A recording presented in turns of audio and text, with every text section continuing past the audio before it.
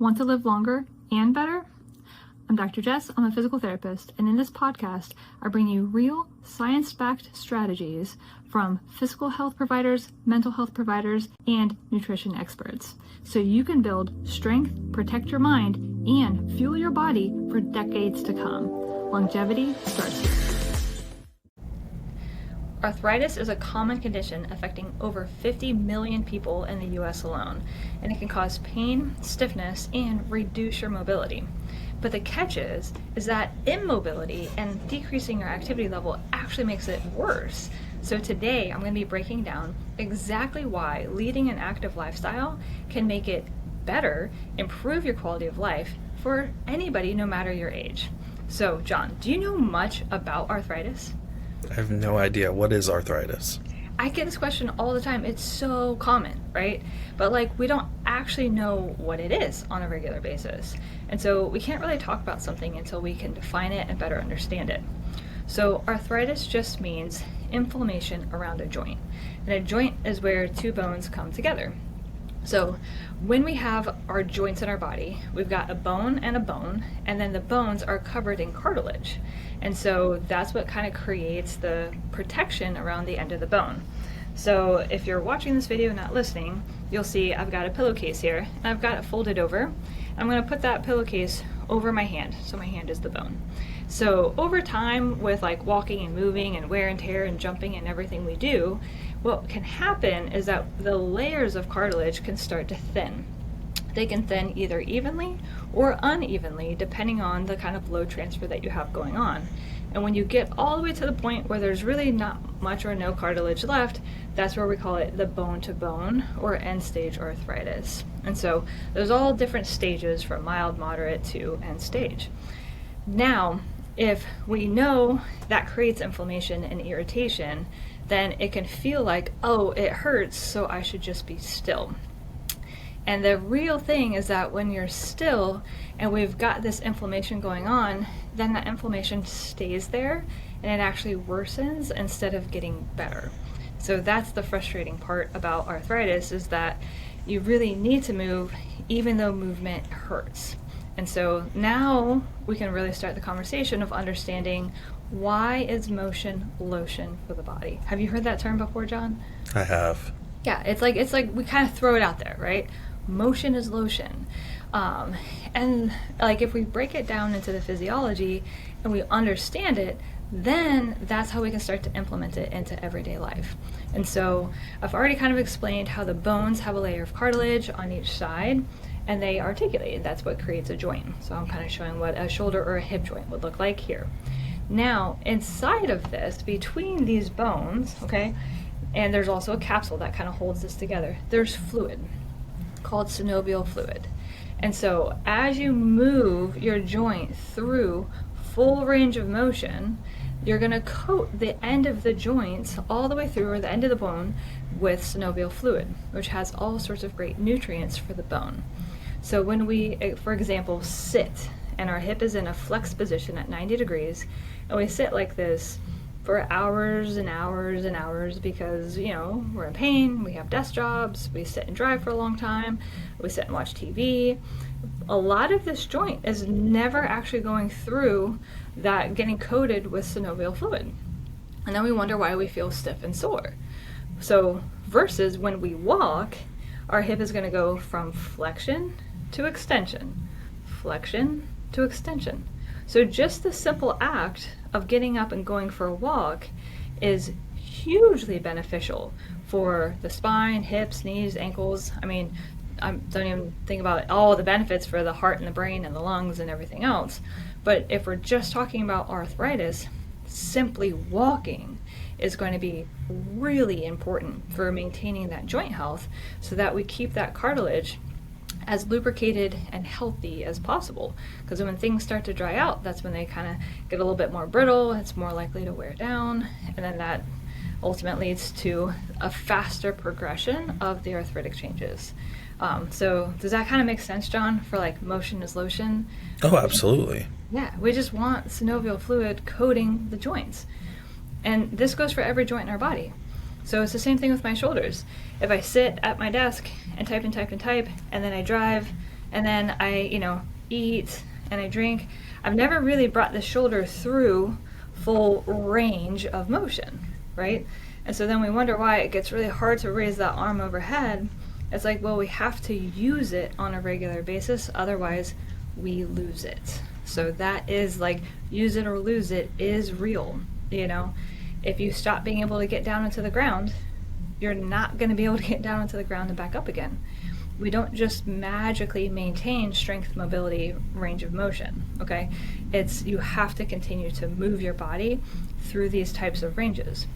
So that really gets into why leading an active lifestyle helps to slow the progression of arthritic changes. I mean, it can be preventative, like if you just start out doing like living like this and moving your body on a regular basis, walking, ideally 30 minutes, 5 days a week, something like that, and doing functional strengthening, which I'll kind of explain a little bit further. But then also, if you already have arthritis and you're trying to prevent the worsening so you don't hopefully have to go through a total joint replacement, then now you can start to say, okay, well, here I can start to take ownership over this. I can start to maybe make some positive changes so that I can slow this down and not look at a big surgery, or you may be able to delay the surgery. It's not always completely preventable. It just depends on your circumstance.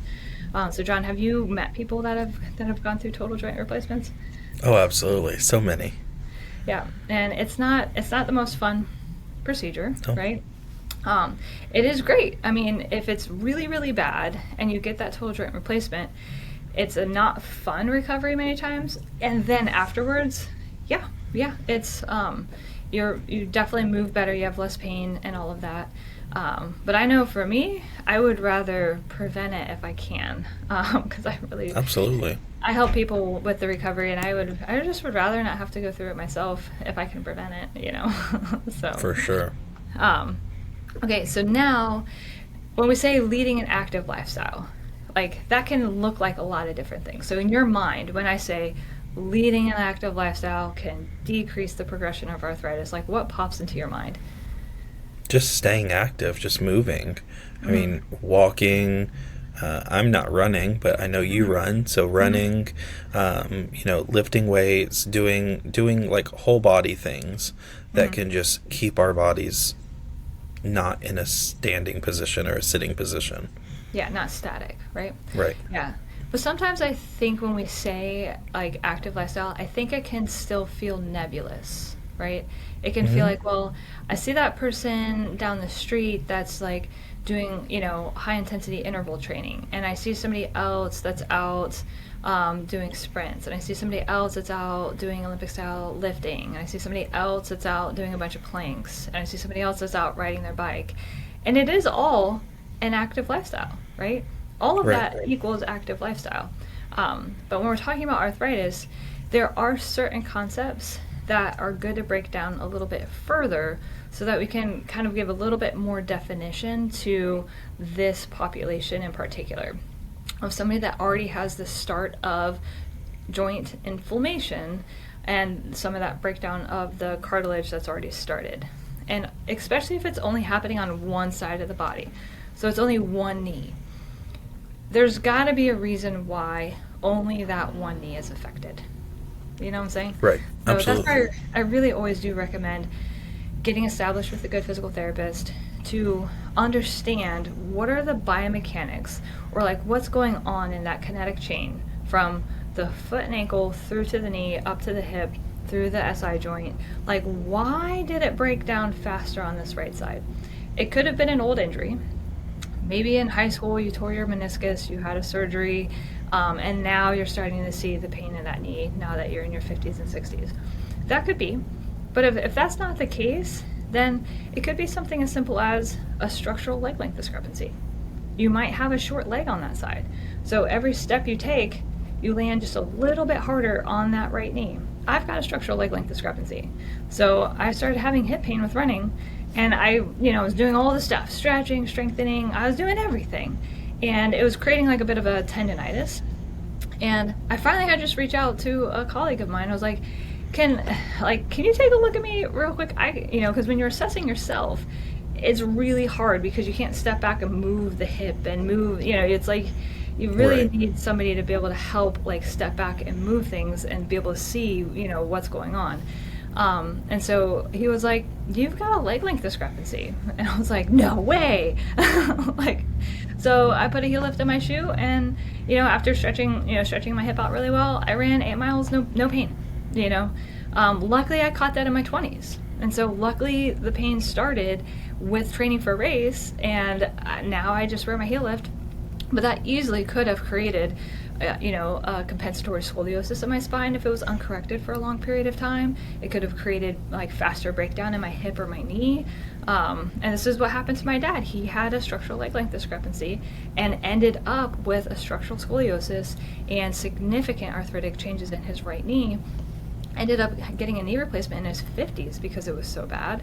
And this was, all before I was a PT, and I could be like, "Oh, hey, like, Right. yeah, we could have evened that out and probably could have prevented a lot of that." So just saying, there's an easy answer to like correcting the stress that limb is taking. And sometimes there's not. Sometimes it is a little bit more complicated, but that's why it's worth having somebody take a look at you, especially if it's on one side and you walk on both legs. So why only one hurting, Right.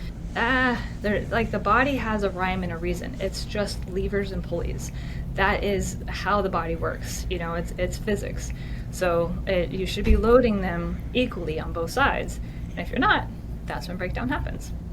So, all right. So now let's talk about, if we break down movement and the type of movement that's good for you when you have arthritis. So we've got weight-bearing exercise versus non-weight-bearing exercise.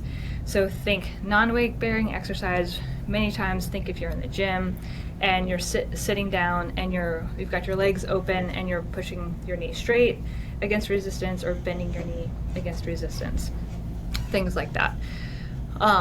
Especially with legs, we have to be a little bit careful with that kind of exercise because it can create a lot of torque over the joint. And so, same thing with the hip. So it's better and you can be more controlled over the force load transmission across the joint, because there's always going to be, for every action, there's an equal and opposite reaction. So every time you're going to load force through the leg, we want the muscle to take the load and not the joint. So anything that's going to be a higher torque exercise, like a seated knee extension, seated hamstring curl, things like that, they can actually put some stress on the knee. So that's where I like weight bearing. So think squats, lateral lunges, as long as you're being careful with the position of the knee and you're not, jamming up the front of the knee. Same thing with the hip. Make sure that you're loading evenly through the muscles in the legs. Step ups, reverse lunges, anything that's functional that will support your everyday movement. So, John, when you're in the gym, what are some of the things that you like to do that are going to be functional, where you feel like this, I can tell, one, is going to keep me strong, but two, is just going to help me with taking care of my house, taking care of my daughter, taking care of, everything else in life? Definitely, I love the TRX straps. There's just so many things that I can do with them while I'm in the gym. I mean, literally anything that you can think of, you could do with a TRX strap, and it really helps with, your everyday life in your house. So. Yeah, because you can hold on to those, and it helps a little bit with balance, right? Mm-hmm. Keeps you centered, but you can do lateral lunges, you can do squats, you can do single leg squats, you can do reverse lunges, you can flip around, you can do planks, chest press, triceps. Like literally you can work out your entire body with one piece of equipment, and it's all going to be body weight support. And so it's like, I love TRX straps. So I know I'm not going to ever overload something to the point where I'm really going to create an injury, as long, again, as your form is appropriate. And so Sure. At a gym, you might, ask somebody at the gym to show you how to use those. There's always videos that you can watch online, like YouTube, TRX, how to do a squat with a TRX strap, or, there's so many demonstrations to be able to figure out what muscle am I working and where am I supposed to feel the work. Right. But the moral of the story is when you're keeping your muscles strong, is that now the muscles themselves are going to help to transmit load across the joint so that the joint isn't constantly taking the stress, right? So we want the quadriceps and the knee to help take that load off of the joint. We want the hamstrings to do the same. And the hip, we want the glutes, the glutes on the outside of the hip and the back of the hip rotators, all to be helping to control the position of that joint and absorb that force load transmission. And that big time helps to keep and preserve the health of the joint. So strength is really important. It's not just going for walks, which is great because when we walk, we get the joints moving. We also get a pistoning effect when we walk. So that pistoning is just another way to make sure that we're keeping that joint nice and healthy, and we're getting a lot of synovial fluid movement, plus weight-bearing activity we know keeps our bones nice and strong. And so that's cardio plus strength is going to be hugely beneficial for preservation of joint health. And we've got to think about stretching and mobility, because if we're not taking our joints through to end range, everything can start to shorten. So this is one thing that I see all the time. So John, like, how many people do you think that come into the clinic if I'm like, let's see how far you can bend forward, can you touch your toes? Like, how many people out of the gate are like, no problem. Here, let me show you my hamstring length, right? If you don't maybe 5, right? Like, if you don't work at maintaining hamstring length, you're not gonna have it, right? And so when the hamstrings get tight, and this is a really, really common example, right? So I've got, if you're watching, you know, on the video, I've got a picture of the pelvis here, or I've got a model of the pelvis rather. So when the hamstrings are gonna come up and they're gonna attach to the back of, you know, the sit bone right here, which is the pelvis. So when they're tight, they end up pulling that pelvis backwards just a little bit. And so that might seem like it's not a big deal, but it actually completely changes the dynamic of the lumbar spine, so that low back. And so when that pelvis starts to tilt back, that lumbar spine starts to flatten out. And anything that's flatter is going to take more stress than anything that's got that nice little bit of curve. The curve takes some of the stress. So the normal curve of the spine, which is what we want want excessive curves, but that normal curve acts like a spring. So when the spine starts to flatten, then more load goes to the facet joints, which is where the bones come together, and to the discs. So something as simple as maintaining hamstring length preserves the health of your spine and all of these joints that can start to get arthritic in the low back. And so it's the simplest little things that we don't realize can really create some big effects down the road. Tight hamstrings won't create lumbar spine arthritic changes in a year, okay? It's going to take a long time. But again, when do we start seeing people with these types of conditions, John? Like, are they in their 30s or 40s? No. Typically 60 plus is right. when we start to see this, you know? So it takes a while for it to build up, and we can help calm it down. We can dampen down symptoms with movement, and we can slow the progression. So if we're on this trajectory of like pain, breakdown, we're looking towards significant intervention with no change, we can slow that curve for sure, just with stretching, mobility, cleaning up biomechanics, and really teaching how to functionally strengthen around the joints. All of that is like huge on a reactive side. On the proactive side, we think about if I'm in my 30s, 40s, 50s, and I don't have pain yet, and maybe I do move some, but not in a complete manner, meaning I run, but I don't stretch. Hey, I'm a runner. Like, all the people I run with, like, rarely any of them like want to stretch afterwards. But if they end up running with me and they know I'm a PT, they're like, fine, I know you're here, so I'll stretch afterwards. Like, okay, but don't do it for me. Like, do it for you. Because it's like, I really like to run. That keeps my brain health, you know, heart, lungs, muscles, like, it keeps all of this strong. And if I don't maintain my mobility, and muscle length, then I'm still likely to have joint breakdown. And so that's why it's like, oh, it really is stretching, mobility, getting in that cardiovascular exercise, and functionally strengthening. And it doesn't have to take you hours a day. I mean, for real, like it really can be efficient. It just needs to be targeted for you and where you are and what you currently enjoy. Right. So breaking down a specific plan for you, that's where you would work with somebody to kind of help guide you along the way. But think 150 minutes over the course of the week of cardiovascular exercise. So if you do an hour twice, then the third day is a little bit less, right? Because an hour twice gets you the 120. Now you just got a little bit more to do. Or the 30 minutes 5 days a week, whatever works better for you. And then strengthening, typically we say around 2 to 3 days a week of strength training, which could be TRX. It could be doing functional mobility with like squats, walking lunges, doing some, kettlebells, light weights with the arms, things like that. Anything that you have access to that you can do safely. And just think, decrease the torque. Like if you're feeling stress around a joint, like if you're feeling stress at an elbow or a wrist or a knee, that is not what you want to feel when you strengthen. You want to feel muscle. You want to feel the muscle doing the work, not stress at a joint. If it's at a joint, you got to change how you're doing it or change the exercise completely. So that's a really important key concept.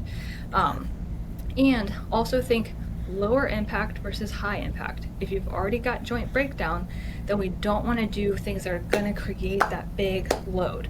So think jumping, bounding, that kind of stuff. Mm-hmm. That's going to be really hard for your muscles to absorb all of that and not transmit it to the joint. So that's why it's, think more like walking, biking, elliptical, rower, getting in the pool, like all of that is you're not having that impact against the ground.